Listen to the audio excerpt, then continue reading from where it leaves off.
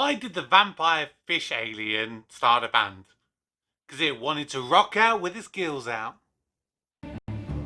Funny how you can say something in your head and it sounds fine.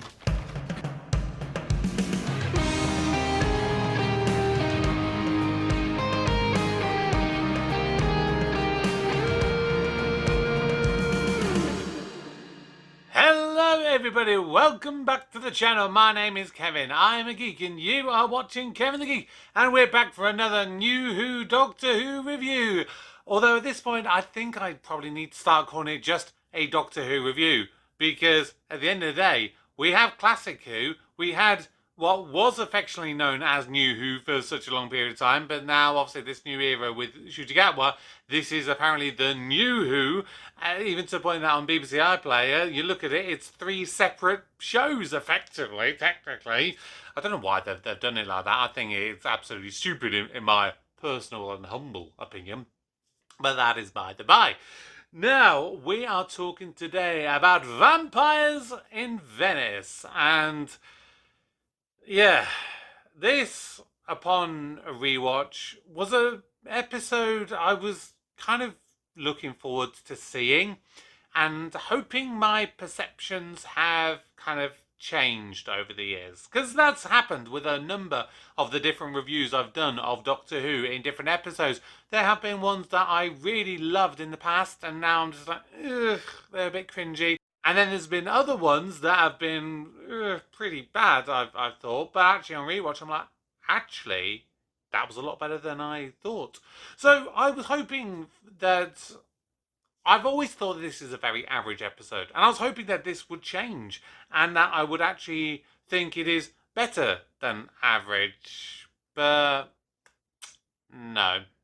No, and I really wish I could. I mean... I like the idea of going to a much more exotic location, and I like the fact that they actually took it abroad and they filmed in Croatia. I mean, in reality, trying to film in Venice, A, would probably have been incredibly expensive just on its own anyway.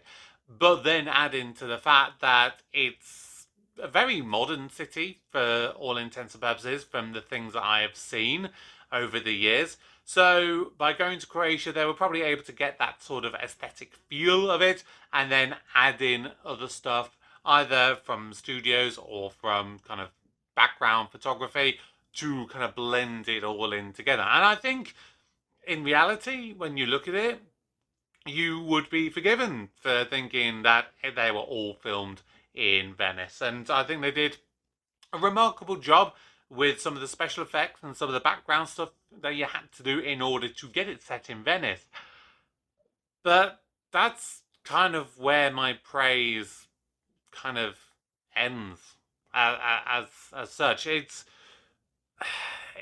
had so much potential, and I had a lot of expectations going into it, but I wonder whether it's one of those that the title of the episode makes you expect more than in reality you're going to get. I mean, I'm not going to say that this was a bad episode by any stretch of the imagination. It was good. It's just, it wasn't great. It was very average pretty much across the board. And I've got to say, my biggest disappointment with this is actually Helen McRory, who played the vampire queen, the Countess Rosetta. But it wasn't like she did a bad performance. I think it was more probably actually, let me rephrase that. I think she's probably I'm more disappointed for her, more so than with her. I mean, she did, I think, the best that she could with the material that she's given. I mean, she is... or rather was a very talented actress. Obviously, she sadly passed away a couple of years ago, way too soon. In all honesty, she was one that was taken from us very, very too soon. I mean, most people are probably most familiar with her having been in the Harry Potter movies as Malfoy's mother, Narcissa Malfoy, and of course she has done a lot of other stuff as well. But that's probably most people around the world are probably most familiar with. But in this, they kind of reduced her to kind of bland stereotypes for the most part, and some very unfortunate shot selections. And I'll actually say there was a number of instances in this episode where they do a top-down view at various lady actresses. Yeah, they really tried to highlight the bosom jokes that they were making a lot in this one. Which again, upon rewatch, yeah, is not great, is it? In reality, I wasn't impressed upon this rewatch. That there was, it wasn't just like that they did it in general. There was just so many of them. It was a point. It felt like they were really trying to highlight it, that these are ladies, these are attractive ladies, and doing a top-down look which shows quite a bit of cleavage is in some way justifiable. I didn't like it, to say. But again, that's just me. I just didn't feel that there was a need to do that. I will say the Doctor and Amy were good in this one. And, of course, when I do my scores at the end of the video, when I do the companion section, I now have to include Rory, because this is the first time that you see him in the companion role. And I was going backwards and forwards as to whether I should class Rory as companion or supporting character in this one, knowing who he is, what he does in later episodes and things. But ultimately, no, he does travel in the TARDIS. He is the companion of the Doctor and Amy. And okay, yes, he goes away for a couple of episodes later on in the series. Spoiler alert. But he is a companion at this point. He is joining the team. This is the point that he joins in the TARDIS team. And Rory, in my opinion, was good. I never thought that much to him. I'll be completely honest with you. In the first episode, when I first watched it, it was just like, he was okay. And at this point, when he started becoming a bit more of a regular feature, that's where I started taking notice of Rory more and looking into him and his dynamic with Amy, his dynamic with the Doctor. And he has some good moments in this. And he does have, kind of following on from the two-parter story that I reviewed last week, the Angel two-parter. Go back and check that if you missed it. But Rory said a line along the similar lines to what Father Octavian said about what the Doctor's reputation is like and what his legacy is like and how he influences people, which again is a subtle kind of forward teasing of what you are to expect in future episodes further down the line. You know what's dangerous about you? It's not that you make people take risks, it's that you make them want to impress you. You make it so they don't want to let you down. You have no idea how dangerous you make people to themselves when you're around. And I liked that. It gave you a different perspective on the Doctor-companion relationship. There were some cringy moments, and Matt Smith knocked them out of the park, as he does as this awkward, bumbling hero. That reminds me, there's a girl standing outside in a bikini. Could someone let her in and give her a jumper? Lucy, lovely girl. It was just funny. It was fun. And some people don't like the Matt Smith incarnation of the Doctor because he is a bit too whimsical, a bit too sporadic, a bit too different. But that is exactly why he is good. Now, going back to the vampires, the fish alien things, I thought when you actually see them, they actually looked pretty damn good for CGI monsters. It has got to be said. I mean, we've come a long way from the Professor Lazarus kind of level of CGI monsters back in Series 3. And this is, this is only 3 years later, so it's really crazy what the additional budget allows you to do in this show, and of course with the advancement of technology and all the different things you can do. But yeah, the girls themselves, they were just reduced to minus pretty much all the way through. And They didn't add any kind of tenseness or intrigue. I mean, it was the general idea that you've got vampires in Doctor Who. That was an intrigue, but it very quickly wore off. And the son of I can't even remember the guy's name. I mean, this is how forgettable both him and the other guy, who I will talk about in just a moment. But the son guy, the one who was also a vampire, again, he was just like, oh, Mummy, oh, can you do this for me? I do like this, Mummy. Oh, do, oh, do. It was just, ugh. I wasn't a fan of him. And speaking of that character, there's a lot of inconsistencies in this episode. There was some moments that I see, and I'm really paying attention on these rewatches, trying to pick up on the subtle things, the little things. When Isabella gets brought at the very beginning of the episode, and then the father gets taken away, there's that moment that I bring her into light, and then the Countess and the son, they're basically circling her.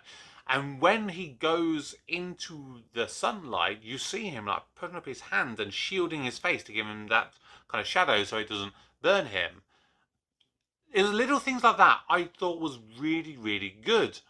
But then on the complete flip side, you have later in the episode, and okay, there's a great moment after the whole sort of fight scene between him and Rory, that Amy gets a mirror and shines it to get the reflection of the sun to kind of kill him and everything. That is good in theory, if you forget about the fact that at that very precise moment, the Countess has already set off the weather-altering device, which means that all the clouds have come over and it's starting to rain and everything. So there should be, in reality, no, or at least not enough sunlight to be able to do it in the brightness that it did, that would, in theory, kill him. There's a lot of inconsistencies with things like that. And then talk about Isabel's father, the other one whose name I can't remember. I mean, as an overall character, he was fine. He was average. But another inconsistency was the fact that he is the only guy, the only person in this entire episode who tries to speak with a little bit of an Italian sort of accent, with it being that they are set in Italy. And okay, you can forgive maybe to an extent the fish alien characters, because at the end of the day, they are aliens, and so in theory they could have any accent. But the other side characters, they never once speak with an Italian accent. Even his daughter doesn't have the sort of faux Italian accent. I mean, to be fair, he was a very bad stereotypical impersonation of an Italian accent. But hey, at least he tried. The rest of it, ugh, nah. So, yeah, as I said, overall, it was just pretty bland in my humble opinion. But those are just my thoughts. Let me know your thoughts. But of course, I do need to rank this episode. And if you are new to the way that I do my Doctor Who reviews, I give each one a score out of 100 by giving 10 categories a score out of 10 to help me to rank and to help me grade these episodes. So let's see what I've given The Vampires of Venice.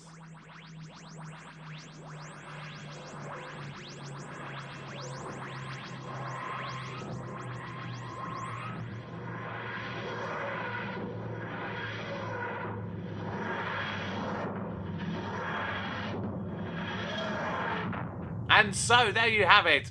The Vampires of Venice has scored 62 marks out of 100, which makes it a C+ rating. It is not often, since doing my reviews of the very first series with Christopher Eccleston, that in reality I go this low. I think most sort of episodes from about series 3 onwards have most of the time been late 60s going into the 70s and above. It is quite a rarity I do go this low, I think, these days. And that shows that the overall quality of the show, generally speaking, has been getting better and better and better. This episode, it was just a bit forgettable, it's got to be said. And it's a shame, because the premise had potential. I just think there was a lot of stuff that they failed in their execution of. But those are just my thoughts. What are your thoughts? Please let me know in the comments below. Please make sure you subscribe if you are new, and don't forget to like the video to help the YouTube algorithm as well. Now do make sure you stay tuned on the channel, because in the future I am actually going to be doing a video game playthrough. A Doctor Who video game playthrough. Now last week when I did my review of the Angel two-parter from Series 5, of course I do take a look at the Doctor Who Confidential as well to see some of the behind-the-scenes stuff, to try and get a little bit more appreciation of the show. But in one of those episodes, they spoke about a game which, in all honesty, I had forgotten about. And that was the free-to-play games that were downloaded from the BBC website, that were 3D, that were models scanned of Matt Smith and Karen Gillan, and were voiced by them as well. It was the Doctor Who adventure games. Now, there were 5 of them in total, 4 that was released concurrently with the 5th series. You had the City of the Daleks, Blood of the Cybermen, TARDIS, and then Shadows of the Vashta Nerada. And then in the sort of Series 6 period, rather than doing 4 littler ones, they did 1 bigger one, which was the Gunpowder Plot, which apparently, if I remember correctly, I think it featured either the Sontarans and the Rutans, or just the Rutans. I could be wrong in my memory of that, but I think that was what it referred to. And I actually tested it last night, because you can't actually get them anymore. They were removed from the BBC website, they were removed from Steam, but I was able to find a way of downloading them. I tested them last night, and it does look like they play on my PC. And so, in the future, in the coming weeks, I am going to play these games, and I'm going to put them up on the channel as well. So that is going to be very, very exciting for me. It's been a while since I've done a video game playthrough, because obviously that was done on my PlayStation. I was just doing live streaming, but this will be my first kind of video created to do video game playthrough. So I'm looking forward to this. I think this will be fun. So make sure you join me for that.